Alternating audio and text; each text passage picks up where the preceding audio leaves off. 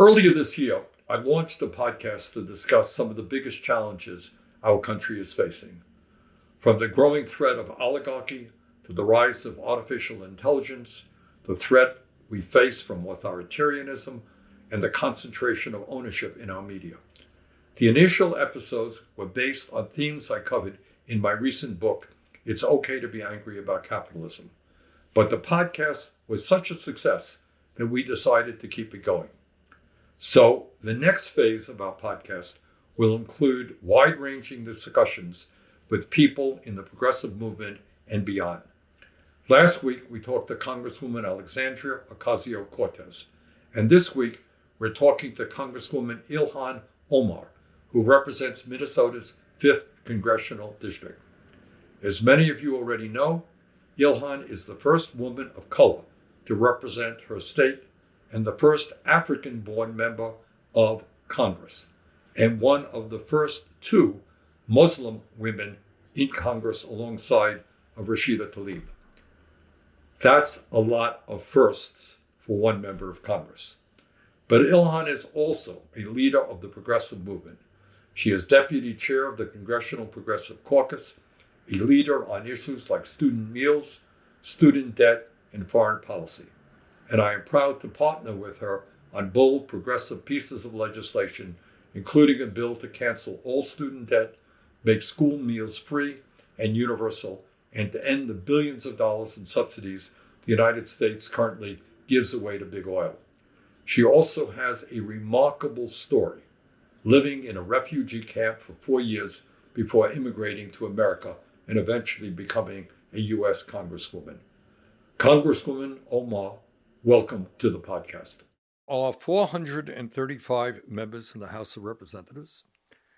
There are 100 members of the United States Senate. And today we are very pleased to have somebody who I think has the most unusual background of any of those 535 members of Congress, and that is Representative Ilhan Omar from the 5th District of Minnesota. Ilhan, thanks so much for being with us. Thank you so much for having me, Senator. Your background is rather extraordinary, and I have the feeling it has influenced your political feelings. Talk a little, where were you born and raised, and what kind of childhood did you have? Yeah, thank you. I was born in Mogadishu, Somalia, the capital city. I was born to a father who's ethnically Somali and a mother who is ethnically Yemeni. And it was, I think, an interesting start because, my mother's family was considered a minority in the country, and my dad's family were the sort of dominant group in the country. And my mom and dad, when they met, traditionally, if you get married, either you live in your own house or you live with the man's family. And my mother was like, no,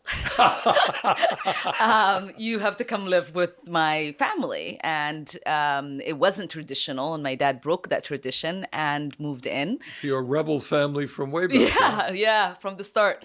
And so I was raised in my grandfather's home with my mom's siblings. I'm the youngest of 7. So it was, my mother passed away before I could develop memory of her. And so I was basically raised by my aunts and uncles and my dad and father. Really comfortable, beautiful home. They loved the arts. They loved music. And so I grew up with jazz music, country music, sort of eclectic choices of music. What kind of work did your dad do? My dad was a teacher. Most of them were educators, and my grandfather ran the lighthouses in the country. Somalia has the largest coastline. And both my father's father and my mother's father also come from fishing background, and a couple of my uncles were fishermen and traveled the world. And my dad's dad was a Coast Guard when the Italians colonized Somalia. And so I grew up in this very loving, very loud house, very competitive. Back in Somalia, when you went to school, they would post your scores publicly. And so we were expected to be number one because our aunties and uncles were our teachers in the schools. And so you didn't want to come home with them. If you were not the top scoring kid. So I was like, education followed us home. And so it was a beautiful life. And then when I was 8, the country devolved into a civil war. And so I went from, this happy childhood and playing with my friends to now having kids my age, carrying rifles, and, hearing the bombardment every single day, our family being separated because we had to figure out how do we escape, and you can't escape collectively. And we eventually made it out to neighboring country, Kenya, or we entered a newly developed refugee camp in Mombasa, and I lived there for 4 years. Talk about living in a refugee camp. Yeah, it is. You are now what, 8 years old? 8. You go from having a roof over your head to living in a concrete sort of environment where you have a door and you have your utilities, you have a bed, and you enter a refugee camp with nothing, and they give you a tent and some mats. And so you're now, either sleeping on the actual floor, or you have some sort of mat or plastic to sleep on, and then you face the elements, the rain, the sun, the threats of wild animals, the lack of sanitation, because when a refugee camp is being built, they don't build everything. And so we would have to get in line in watering holes to try to get some water. And the area where they built the refugee camp, the locals did not really appreciate the fact that all these resources were being given to these people who came from somewhere else, and they were resourceless. Was it a different language? Kenya, different language? Yeah, yes. They speak Swahili, we speak Somali, and so there was a language barrier, and obviously there's also different tribal languages in Kenya, and so the locals we were living, because my grandfather spoke Swahili, but the locals that we were living near, they had tribal languages as well. And so we would have the few times we had the camp set on fire, because it allowed them to get jobs to help resettle. So it was a very traumatic environment. And then obviously we were displaced people and we're refugees, so there are guardrails to what you can do and where you can go. Could you go to school? Were you getting educated? No, because it took a long time for that to be set up in the camp, and we weren't allowed to leave the camp on a regular basis. And so, I became the designated family member because I was very young, and the chances of me being hurt by the locals or being arrested didn't really exist the way that it existed for my older siblings and my aunts and uncles. And so I had to fetch firewood, I had to get water, this was now my responsibility. And so I kind of became the designated person who would do that. And it was, in many ways, when you're a kid in that environment, it's kind of nice because there are not that many rules and you now get to do a lot more than your elders can do. But it also is a very shocking thing to the system because you no longer know what your life is going to be the next day, right? There's no normalcy to anything. You're not waking up and going to school. You're not relying on regular meals.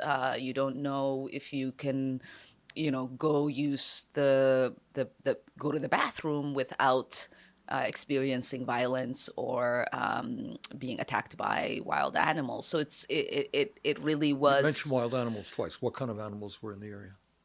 Oh, hyenas, fox, We would hear the roars of bigger, like predatory animals as well.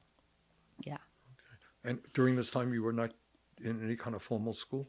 No, no, I missed 4 years of schooling when I eventually made it to the U.S. All right, so you spent 4 years in Kenyan refugee camp. Yeah. Then what happens? And then we got the golden ticket. Our family was eligible for resettlement through the refugee resettlement program.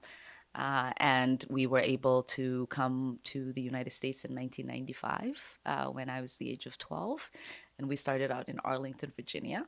And so I went to middle school here, and then we moved my freshman year of high school to Minnesota. Did you know any English at this point? No, the only English words I knew were hello and shut up.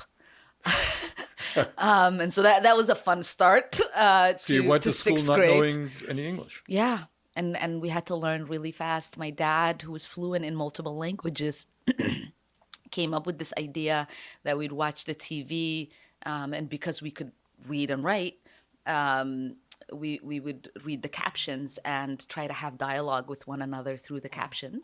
And so we would pick a character, and so we would sort of have and some of my siblings, had functional English, and the ones that didn't. This is sort of how we practiced. We watched the weirdest TV because we had no context on what was appropriate. Not like Baywatch was like one of the shows that we watched, Family Matters and others. And we became pretty functionally fluent in about 3 months or so. And so it was a very rigorous, like my dad was on us and didn't allow us to speak. So unlike every other kid in America, your father said, watch television. Yeah. I know it sounds really bizarre, but it was, his way of saying that you can try to learn a language through reading, or you can try to learn it by trying to have a conversation with someone. So it kind of made it look like we were having a conversation. 1 year in Arlington? We were there for two and a half years. 2.5 years. And then you went to Minnesota. How did you end up your dad take you to Minnesota? So my sister, one of my sisters, heard from someone that we were in the refugee camp with, who'd settled in Minnesota, that Minnesota had the highest educational achievement. It was like, I think, number one at the time. So in a conversation, she mentioned this to my dad. And my grandfather at the time got resettled in Iowa. So he was in Cedar Rapids, Iowa with his kids. And so she was like talking about this, and dad, wanted, obviously, because we'd missed a lot of education, wanted us to be able to graduate on time. And thought that we should move to Minnesota. And obviously there were better job opportunities there as well. And so when we got there, he worked at the postal office until he retired. And he was right. All of us did graduate on time. And I had the opportunity, I know, to meet him a few years ago. Yes, you did. Yeah. All right. How does that rather extraordinary background shape your political views? Oh, in so many ways. So I grew up in a household, unlike many American households, where we talked about politics, and the idea of going through such a traumatic civil war and life in a refugee camp and coming to a new country, you sort of start to understand like public policy in a way that the average 12-year-old might not be thinking about it, right? Because all of the decisions that displaced my family and eventually found us a new home were political.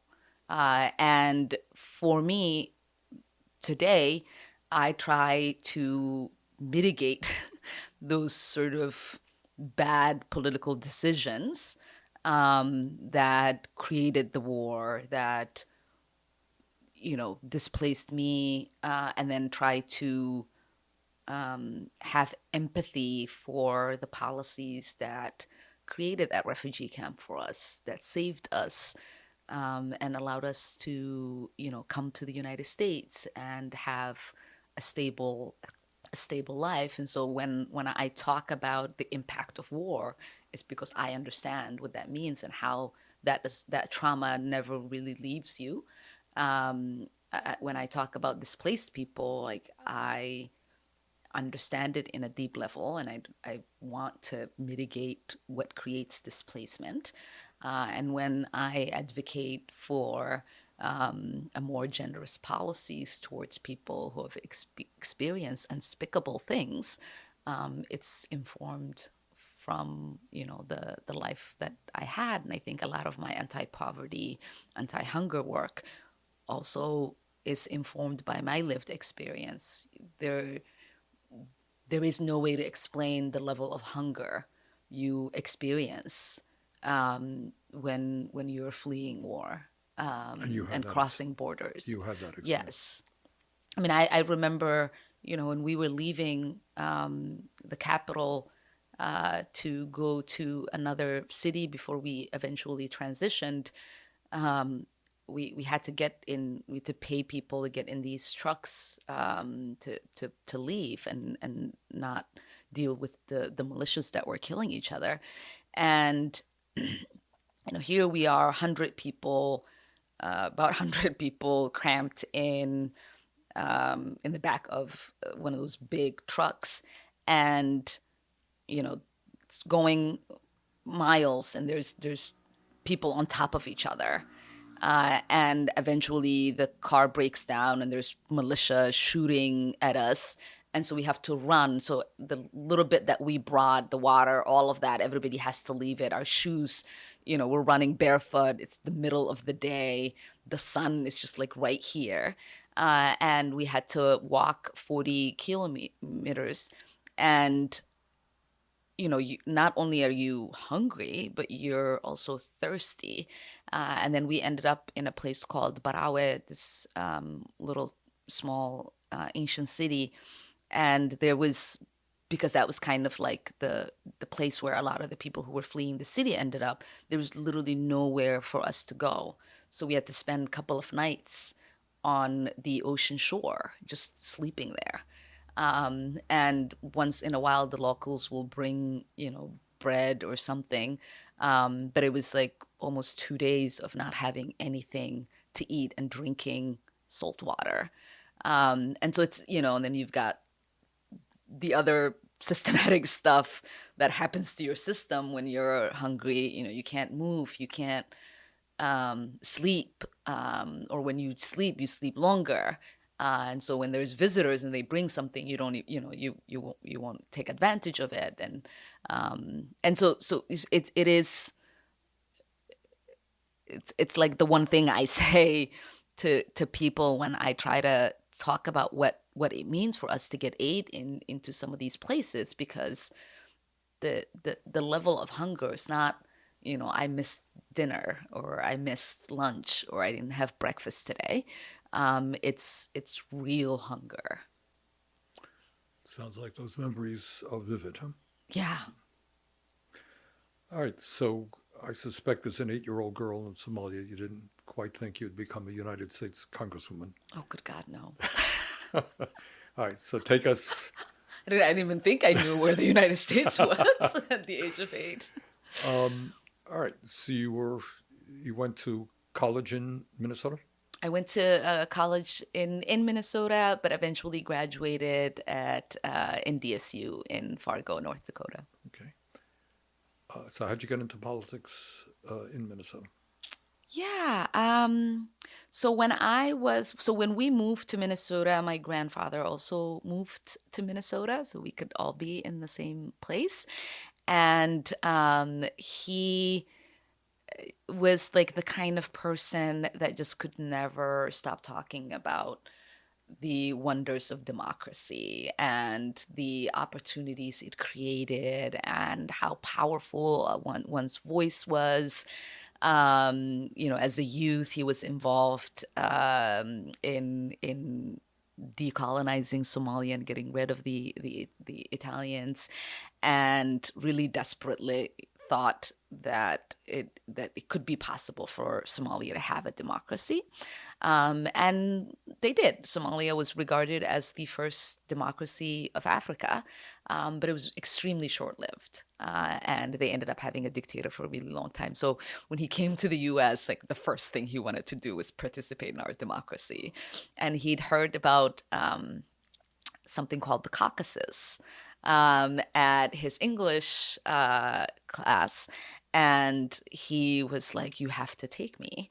And so I took him, but he didn't speak English. And so I had to interpret for him. And, we were in a room with like 9 people, very small community room. And it was such a very sweet grassroots process that I'd felt so bad that my grandfather, who had been my guide throughout my entire life, who knew about democracy more than anyone I knew, who's eagerly awaited that day to arrive, now was in a process that he couldn't fully access. And so I stayed involved in that process to make it more accessible for people like my grandfather, and working with the DFL to create translated flyers and translate the process and create videos. And so I just kind of remained civically engaged through that process, and continued to organize politically while I graduated high school and got married and had kids and went through college. And then when I became a nutrition educator, I'd found myself teaching at the same classrooms that my grandfather was in for new American adults. And, I start talking to them about vitamins and nutrients, and they'd be like, we don't know where to find housing or proper housing. We don't know, how to get a driver license. Like, can you help us with our citizenship test? And I would teach at high schools for young moms or moms to be, and they'd say the same thing. I don't know if I can find housing for my child and we lack transportation access. I don't really like taking the bus with my babies. Miss Ilhan, can you help? And so all of our conversations would become about policy and politics and who represented them and where to find resources. And the same thing happened when I would teach at elementary schools. After I did the after school program at elementary schools in one of the neighborhoods I now represent, North Minneapolis. And they would say, like, I've never seen this fruit or vegetable that you brought as a sample. And we would talk about the food desert that they were living in. And so that got me thinking, like, something has to change about the people who are representing us. And so I would invite them to Meet Your Representative events that I would host. And I'd bring the school board member and the city council member and the different people who represented them. Even had Keith Ellison at one of those. And I eventually started connecting this idea of a representative democracy. And my grandpa used to say that to him, it meant that the people who represent you should have fluency in your day-to-day struggles. And it was starting to become evident that the people who were representing us did not have that. And so I got involved with some other young people who were also starting to notice that. And we started running people for office to replace the school board members, the city council members. And so my politics were very, very local. And then eventually there was a state representative that was representing us for 44 years. And I ran a candidate, and we did not succeed. And I was very upset. And my friends were like, you seem very invested. so you should run against her. And in 2015, I did that, and we were able to win that race in 16 and defeat that Minnesota House. 44-year incumbent, and became the first Somali legislator in the country. And eventually, when Keith announced that he was not running for re-election, a year and a half into my first term, decided to take the leap. And it was a 6-way race, and we won by 18 points. So there you go. Here I am. And you have won. So now you're into your fourth. I'm in my third, and this is my fourth. Yeah. Fourth campaign. Yeah. Okay. All right. You and I have worked together on some issues. What are your priorities as a member of the Congress? What are you fighting for? Yeah. So one huge priority that I have, and actually it was the reason I first decided to run for office, was the crippling student debt that continues to persist and make it really hard for so many Americans to actualize the American dream. And I know you and I introduced legislation, but we've also been really successful in trying to get the Biden administration to do something about it, and we'll continue to persist on that. They have now forgiven how many millions of debt? 157 billion for 4 million, borrowers. Yeah. But there's about 30 million borrowers that are in the pipeline now. And so it would be about 34 million, hopefully towards the end of his first term. I was at a college, it was Morgan State in Baltimore, and we were chatting about these things, and some woman got up, literally with tears in her eyes. I think she was a faculty member. Said, I owed $80,000. I was struggling with this forever. Yeah. It's been forgiven. My life was transformed. Yeah. I don't know if you bumped into that, but it's a huge, huge deal. Yeah, we run into people like that every day. Actually, Jim Clyburn, who is the former whip, was just telling me a story on why he became an advocate. Is that one of his constituents had $400,000 forgiven. He said about $150 for his wife. Can you imagine how liberating it must feel to not have to worry about a cumulative, over 500,000 we have talked to people who delay getting married, delay having kids, and the insanity. I mean, this is not like you lost money in Las Vegas. This is, what did you do? You went and did what you should do. You got an education, and you shouldn't leave school hundreds of thousands of dollars in debt for the rest of your life. So thank you for what you've done. I've been pleased to work with you on that. And we have made some success. We still have a long way to go. We do. Yeah. What else? And another one that we also collaborated on is ending childhood hunger. In this country, I carried the universal school meals now for 3 terms. And, I think through the introduction of that bill that we did back in 2019, it has inspired states to pick up the mantle as Congress tries to figure out what it means to actually serve the children of this country. And now we have, states like Colorado, California, Minnesota, New Mexico that have created universal school meals. And in Minnesota, there was some reluctancy when I was first there and talking about doing this. And now the governor sees the polling that says 74% of Minnesotans approve of it. And every single day, they are celebrating that win. And as you and I know, many of the policies we advocate for are really popular with the American people. Yes. And sometimes not with wealthy or powerful special interests, but with ordinary people, almost always they are popular. Almost always, yeah. And that's that's what I remind people, that if this place was truly of the people and for the people, Yes. we would not have the economic disparities that we have, that seems so shocking to many people across the world, to talk about the fact that there is not a universal healthcare in the United States, and countries like Cuba are able to provide that, to talk about the fact that we have childhood hunger in this country that is persistent. It's Look, the maddening. bottom line Yeah. is that the Congress is way, way, way out of touch Right. with where the American people are and the needs of the American people, and it has everything to do with the corrupt political system, Right. which billionaires buy elections. So that is the reality, and that I know is what you're fighting Yeah. to change, as I am. Yeah. All right, let me get into an issue that is on the minds of,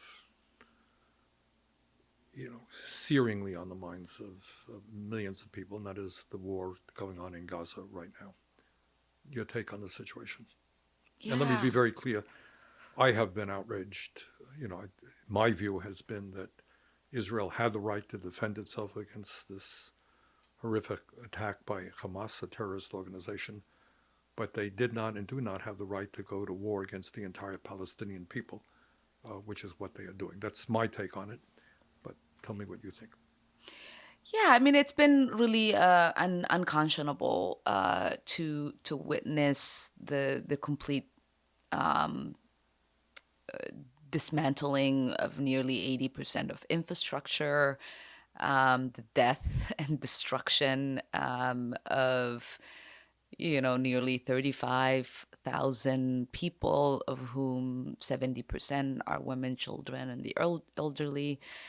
To watch people still stuck under the rubble of concrete buildings. And I think for me, at the moment, the thing that has been really hard to continue to make sense is the fact that there is a forced starvation and an impending famine, and the world has not intervened to stop it. Even with the recent blocking of the invasion of the Rafah crossing, which means even the little aid that was getting in is not. We have 26 American doctors and nurses who are aid workers who finished their tour, that are stuck at the European hospital. We heard about a nurse that has an IV in, and there's no ability for them to leave, and no ability for new aid workers to get in. And to watch sometimes the spokespeople for the administration, and to remember their empathy, rightful empathy, when children were being killed in the Ukraine war, when there was death and devastation, and to now see them excuse this as the casualty of war, really messes up with any sense of humanity that you could expect collectively from people. And I'd been saved by humans who didn't know me, should not have cared, but because their humanity pushed them to provide safety and protection and a new beginning for my family. And I am just constantly shocked at what people are willing to allow for an ally to do to helpless society in Gaza, without a worldwide condemnation. So I do hope that there is an end. I hope that there is a negotiated ceasefire, that hostages are brought home to their families. I've met with families of hostages. It's very heartbreaking to hear about.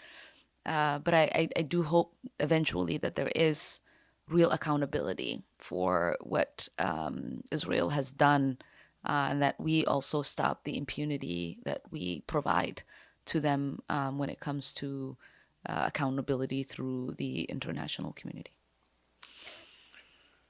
All right. On that distressing note, all right, anything else on your mind? What's keeping you up at night these days? Well, many of the same things that you talked about, this war in Gaza, and the knowledge that as we speak, it is likely that tens of thousands of children are facing starvation, and that the level of barbarity goes on in the year 2024. We had hoped that the world would have gone beyond that to allow this to happen, and that is very upsetting. I worry about the future of democracy in America, and I think the fact that, you talked very well about, your grandfather talking about the role of democracy, and the fact that our government is not responding to the needs of so many people makes them say, hey, really, why should I vote? What difference does it make? And when you have that attitude, when government is ignoring the needs of lower income people, working people, that's when authoritarianism develops, right? And that worries me very much. We talked about climate a little bit. If Trump is elected, the signal will go out all over the world. Forget it. You don't have to cut carbon emissions. That game is over. And I don't know what the planet looks like in 10 or 20 years, but it will be. There was a piece in the paper today that insurance companies are now holding back coverage because they're worried about the kind of claims that will come from extreme weather or flooding or whatever it may be. So we're dealing with that.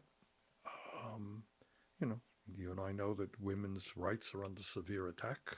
Hard to believe that in America we're receding. Women struggled for decades to control their own bodies. We're in trouble there.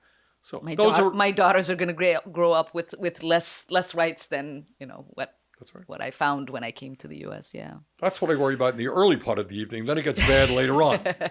But then got to figure out, right, how do we deal with all of this stuff? And the main point that I think you made is all of the things that we talk about. Healthcare is a human right. That you should not have to go $300,000 in debt because you went to graduate school.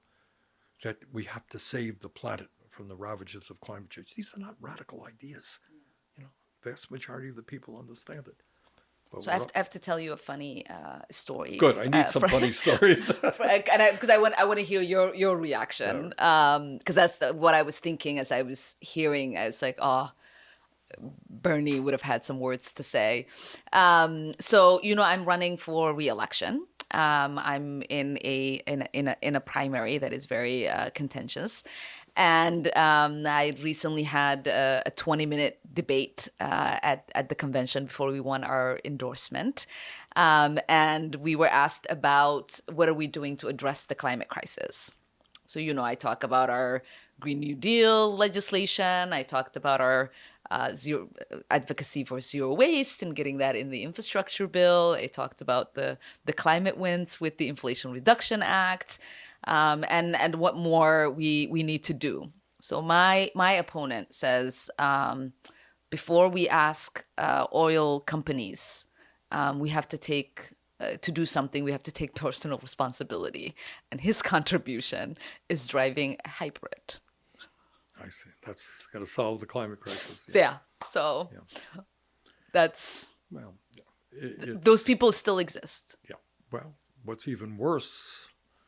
And my colleague Sheldon Whitehouse had a good hearing on this. I'm on the budget committee where he did this. Is you have oil companies, ExxonMobil and others, who have known for decades. Right. It's not like somebody woke up 2 years ago and said, "Oh my God, carbon emissions are really